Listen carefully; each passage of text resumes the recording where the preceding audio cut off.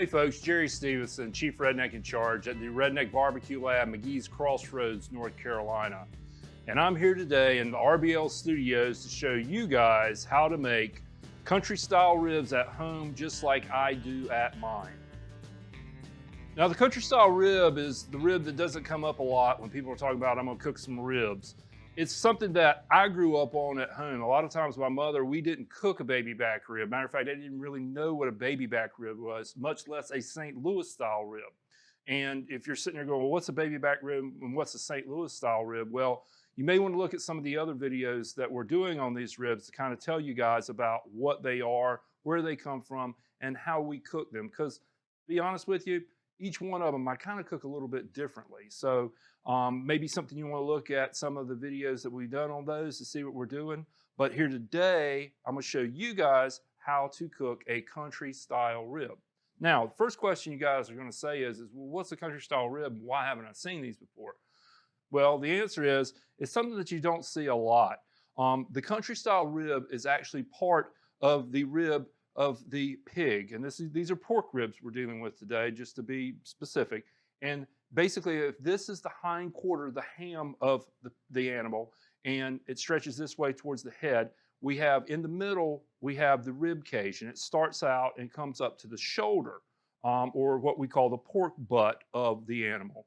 These country style ribs are found up towards the top, the kind of the chuck end of the shoulder of the animal up in here. So these ribs actually do some work, whereas a baby back rib, which is more to the back, right underneath that loin, that tenderloin and loin, doesn't do as much work. What does this mean? It means that a baby back rib primarily is a bit more tender than these country style ribs. Therefore, we may want to consider cooking them a little bit different, these country style ribs, than we would a baby back rib. So I'm going to show you today what I learned from my mother, Judy, on how to cook these country style ribs. Now, the first thing is these country style ribs don't really look like ribs at all. Because, well, the thing is they come boneless. Sometimes there is a bone on them. But what they are is, like I said, is part of that shoulder. So there's a lot of intermuscular fat in here. There's a lot of collagen that kind of holds these together. And it creates a flavor profile in there that some meat, like say like the loin, the tenderloin itself, doesn't really have. Now this piece, you can see, if you look in the camera, does have part of the bone on it. This is part of the rib cage. Like I said, you're getting towards the neck bone part of it. Go ahead and pull some of these out. We got another one like this. Sometimes this came off of one loin, which is nice. And as you can see, it's the same way. And then finally, we've got another piece of a boneless one. And don't worry, bone in, bone out, doesn't really matter with the country rib per se. It's not something that really helps or anything, or hinders the way we cook. I do like cooking stuff with bone in, because I'm one of those guys that believes the bone in the animal, a lot of people say, well, it imparts flavor, imparts moisture, imparts this. With me, a bone kind of gives heat, a direct path into the muscle that kind of helps cook from the inside out. Whereas a lot of times when we're barbecuing, it's heat on the inside in. You know, I guess what it comes down to really is preference. So I'm gonna trim these ribs up just a little bit. We have a little bit of the skin left on the outside right here. This is actually not the skin's removed. This is actually the belly. This would make great seasoning meat. This is some of the stuff that I really do not like throwing away. Today I am. But a lot of times you'll go into a store and they'll have seasoned meat, and that's kind of part of it. Some of the stuff that we use, meaning people like my mother and myself and my sister, that we use to season our vegetables and stews and stuff like that. So as you guys can tell, that's one of the reasons why you don't see them a lot, because they're not really a pretty rib. You know, a lot of times when we think we're eating ribs, we're just kind of doing this. These, more so, these are made more for stewing, and it's kind of the method we use today. So quick prep, we've got these ribs ready to go. Now, the next thing we want to do is we would like to go ahead and put our seasoning on them. The seasoning that we're going to use is the first seasoning that I put on is our Redneck BBQ Lab all-purpose seasoning. This is the seasoning that I always talk about in the videos. I put on everything from popcorn to baked potatoes. And I like it. It's like my seasonal. It's my go-to thing. It's something that I like putting on everything just because it's kind of that bass. It's like that little tap on the snare drum, just, you know, and I always say that that kind of sets the rhythm for the big old rock star guitar or lead singer in a band. It would be this chicken and rib rub. This is the chicken and rib rub. It's helped us win world championships, and we've won first place in rub competitions and stuff with it. And it's something that we've used to kind of hone on the competition trail, that we made it into something where it just works, you know, basically through trial and error. And I like to put that on last. So the first seasoning we'll put on is we're going to go ahead and coat each one of these with our all-purpose seasoning. And then we're going to come back on top and apply the chicken and rib rub. I'm just putting kind of a light coat on this. The differences between these rubs is one has a bit more sugar and one has a bit less sugar. One has a bit of peppery mix in it. This one's got a little bit of heat in it, whereas that one doesn't have as much. So they complement each other very nicely. Nextly, I'll just go back on. This is that chicken and rib rub. Put a nice generous coat on it as well. And you can see one of the things I'm cooking on right here is a rack. I have a pan with a rack. You don't necessarily have to do this on your smoker. I do it because I prefer not to clean mine as much. It helps me control my mess. And plus, sometimes with some of the stuff that you cook, like a pork butt or something like that, you get the juices down there in this. And the cool thing about those juices is something that you can take and make into a sauce later on for your guest, or it's something that you can keep and use it like a pork sauce for a base for a stew or something like that. Here, this is just for damage control in my smoker to keep it clean, so Jerry doesn't have to go and clean my smoker up quite as much as I should. So, that being said, these ribs are prepped. One of the things I love to do with pork is I like to let it sit out just a bit at room temperature. You're not going to run into any bacteria thing. We're talking about 30 minutes here. So I like for these to kind of sit out. Basically, it lets some of that salt and sugar and those proteins inside that meat kind of get together and make happiness happen. It'll create like this little gummy surface on it. And when you see it, they're kind of wet looking. They're ready to go into that smoker. So give these things about 30 minutes, then we're going to pop them into a nice hot smoker we've got sitting outside. All right, so we've got our smoker here, about 275. She's rocking and rolling. Go ahead and throw these country ribs in here, get a little smoke, a little heat on them, caramelization going. Probably leave them in here for about an hour. We'll come back and check on them, and then we'll go to step 2 on how to prepare these country style ribs.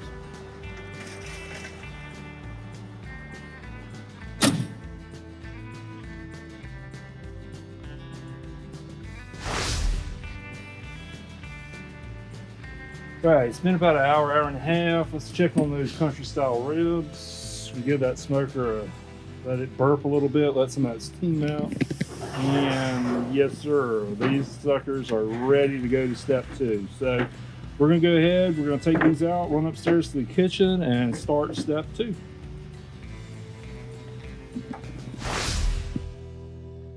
Okay. We've got these ribs off the smoker, back upstairs here in the RBL studio. You can see they've got a lot of smoke on them. They started crusting up, a lot of good bits and pieces and stuff like that in there. So we're gonna go ahead and do step 2. And step 2 is we wanna put these into a cast iron pot, just like my mom used to do. And I know you guys are laughing. It's like, well, your mom taught us a lot of stuff, and well, this is one of the things she taught me. I love my mom's country style ribs. Her seasoning and her sauce was a lot different than mine, but the process was what was important.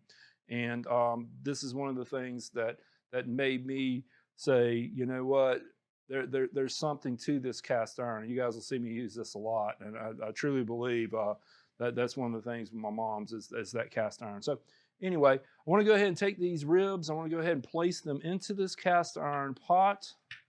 Try to get them in there as best we can. I know I have a bigger pot, probably needed the bigger pot for this, but we'll get them in there. Get them in there a nice somewhat layer somehow, some way, kind of like that. And then the next thing we want to do is we want to put some barbecue sauce or some kind of liquid in here. At this point, if you would like, my mom, you know, her barbecue sauce is a lot different than mine. You guys can take a right-hand turn instead of doing what I'm about to show you. You could do stuff right now. You could put onions in here, apples. You could go with, make it in kind of a German-style pork rib or something like that. You could go in here with tomatoes and jalapenos and something else and go for a more Hispanic type flair on this. You could go in here with some soy, some garlic, lemongrass or something like this and take your sauce and make it into something more Asian or something like that. So just remember that at this point right here, I'm going to show you this way, but there's several different ways you guys can get off of this. And I encourage you to do it because like I said, this is one of the ribs that I enjoy eating the most just because of the flavor and stuff that's in here. So the sauce that we're using today is the Redneck BBQ Lab sauces.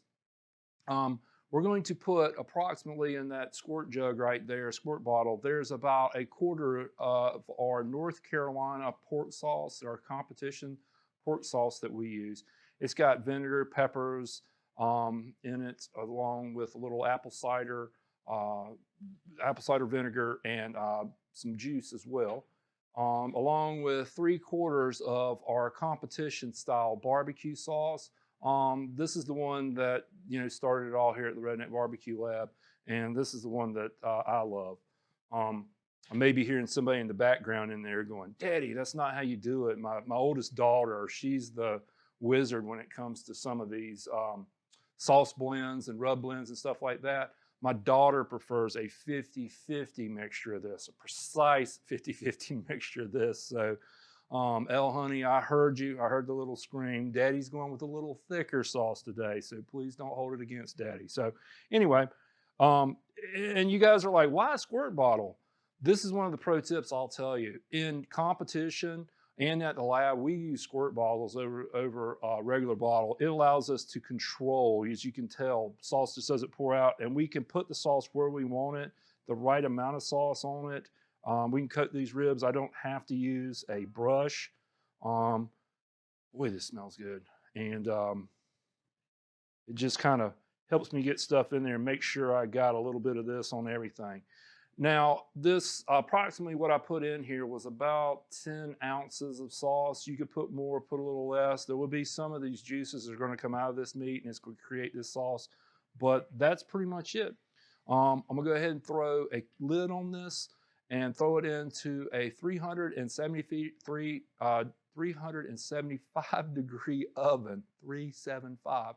For approximately 45 minutes, I'm going to check it. I'm just looking for this to be fork tender and falling apart. Basically, you could tear it apart with a fork. So let's go ahead and put the lid on this. Let's throw it into that oven. Let's go ahead and finish this because I want to eat some. So be right back as soon as they're done. Okay, we're back. Our country style ribs have been in the oven now for about an hour and a half. It's time to see what they look like and if they're ready. So let's see how we did. Oh yeah. Tell you the first thing that I smell is I just smell this porky, sweet vinegar smell just comes right out and perforates my nose when we do. Let's see how we are. Yeah, they're nice and tender. Yes, sir. I think these are ready to go. All right. Let's go ahead, and this is really hot, this cast iron skillet. It's one of the things, like I said, this is how I cook these ribs. I don't cook these on the grill or anything like that. I cook these just the way my mom cooks them at home on this cast iron skillet here, and the way I grew up on these country style ribs. But let's recap what we did here, folks. These are the country style ribs, and if you're following our rib series that we're doing here on our YouTube channel, along with some of the videos about baby back ribs and St. Louis style ribs. You know, these country style ribs are from the upper part of the rib on the pig towards the shoulder. They're up towards the chuck end, up in the shoulder. They're a lot meatier, a lot thicker. They kind of go into the neck bone of the animal. They're best served braised versus grilled. Grilled, they're very chewy and hard to break down and make tender. But this is kind of the way my mom did. They threw them on the grill and grilled them, give them a little flavor on the outside, much like you would sear something in a pan and then cover it up and braise it. Same thing we did here. We took the rib, we put our Redneck BBQ Lab original seasoning on it, as well as our Redneck BBQ Lab World Championship chicken and rib rub on top of this to give it that 1-2 punch. It's in a smoker for about an hour, hour and a half, get some caramelization, nice color on there from the rub. We put it into a cast iron pan. We used our Redneck BBQ Lab sauce as our braising liquid. At this point, I reminded you guys, you could use any kind of sauce you wanted to on this rub. If you wanted to use Asian sauce, that would be fine. But more Hispanic or South American style sauce would be fine. You can use pretty much anything you want to. Apples, you know, in there, along with some onions, and you know, you could do some German style type pork with this. So that was kind of up to you. But we here today at the Redneck BBQ Lab Studios used a combination of 25% of our North Carolina pork sauce with 75% of the Redneck BBQ Lab competition sauce, the red sauce we won so much money with. That's like my go-to. And I know my daughter is saying, no, Dad, it's 50-50 red to green, but I like 25-75, so we'll probably argue. That's what we do here in North Carolina. We argue about barbecue a lot. So once we had put the sauce on this, we covered it in a cast iron skillet. Cannot just tell you, I think that's the difference between my mom's cooking and mine was her cast iron. So much love, so much, you know, meat and meals were made in that thing. That's what differentiates hers from my cast iron. But we threw it into that cast iron, put it into a 375-degree oven. It did take about an hour and a half to get these tender meaning where I could just run the probe in and it came out probably 205 degrees. So without further ado, let's see how we did on this country style rib. I could just pick it up and eat it. A friend of mine called it heathen style one time. It's very hot, as you can tell. It's very, very hot. It literally just came out of the oven. You could pick it up and eat it heathen style, you know, grab the bone and look like you were King George, you know, eating a turkey leg. But I like just basically picking. I'm a picker when it comes to eating barbecue. If you guys haven't seen my videos before, but I can tell you right now, it smells so good. So I hate doing this in front of you, but you know I got to do it. So let's see how we did today.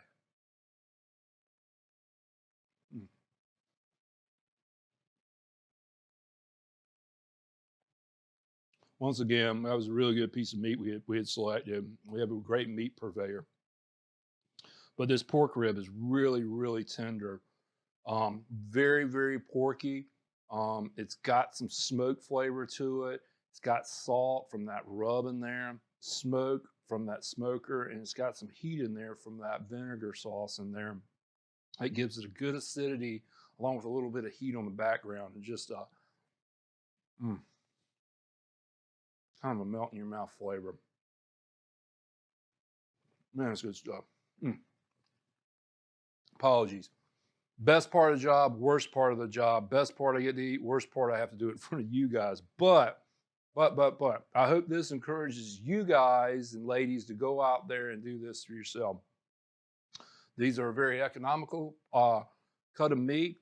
You can find them in your butcher shop or at your restaurant shopping center chain. Readily available out there, and I encourage you guys to use these and to experiment, create some different flavors, different dishes along the lines that come somewhat like what I did here today with you guys.